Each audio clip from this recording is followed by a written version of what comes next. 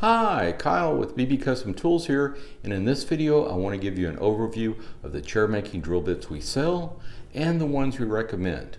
Links to everything we discuss will be included in the description below.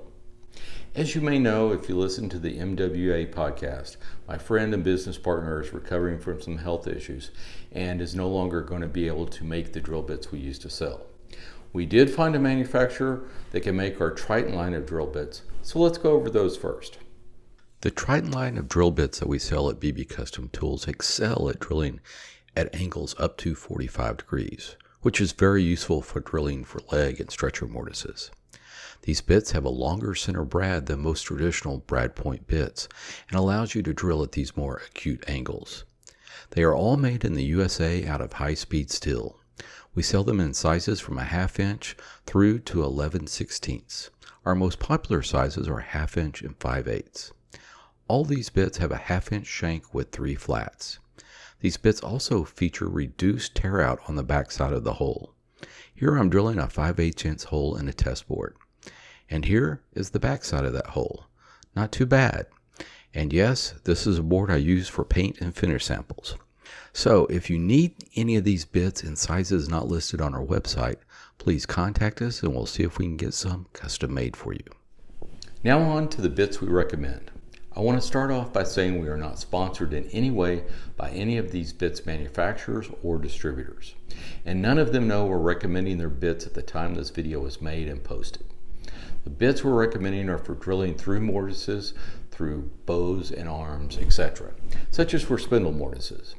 And very importantly, these bits also work very nicely in the drilling guides we sell.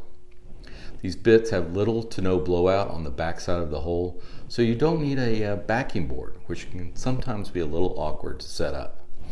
We also tested a lot of bits in coming up with these recommendations, but we could not test everything. So if you have any recommendations, please leave them in the comments. First up are these non-traditional stepped drill bits sold by Viking Norseman under their Vortex point line. Matco also sells a more expensive high-speed steel version under their Hyper Step line. I've not tested the Matco version, but I expect their performance would be the same. Of note, I've only found sizes over 1/2 inch from Viking Norseman. Even though they are designed for drilling holes in metal, they cut really well in wood. In fact, the exit side is sometimes better than the entry. The entry hole can easily be cleaned up with a couple of swipes of a chisel if needed. There is no tear out, it's just sometimes a little fuzzy. There are 2 minor cons with these bits. One, the tip is a little blunt. It will walk if you do not have a starting mark. I just drill a 1/8 inch starter divot, or you can use a large birdcage awl. And 2, they will clog up and stop cutting in softwoods and some hardwoods that are over an inch or so thick. You can just clear the bit and keep going, but it is a little startling the first time your drill stalls. You can find individual bits in bigger sizes, larger than a 1/2 inch on Amazon, but I've only found individual bits in smaller sizes from Taylor Tools. Next up are some drill bits from Amoolo. You can find these bits on Amazon. They look very similar to the stiletto bits we used to sell, but they do not perform quite as well.